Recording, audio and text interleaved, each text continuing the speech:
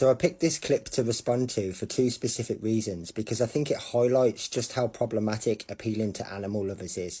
Firstly, I'm sure the creator refers to themselves or considers themselves an animal lover. I'm sure that was kind of the motivation behind even visiting the zoo. And I'm sure that they enjoyed seeing the animals and the visuals and being entertained by them. And I'm sure also that they didn't see any direct contradiction when they walked into the restaurant afterwards and dined on the flesh of other animals. Because in a culturally speciesist society, which we all live in and many of us used to be part of, that's considered normal. People do love animals and eat them every single day. But the second part of this, which wouldn't be addressed even if you could get us to see the hypocrisy and contradiction in those actions, is that an animal lover wouldn't see a problem per se with the zoo. They would actually visit that zoo to demonstrate and to kind of act out their love for those animals. They would enjoy seeing them and they would get some satisfaction from doing so. So by appealing to animal lovers, even if somehow we could get through their cognitive dissonance to make them realize that there's a contradiction between enjoying the company of some animals and then minutes later dining on the flesh of others,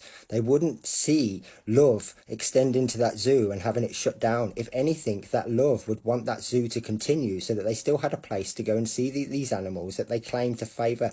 So it's problematic for both reasons.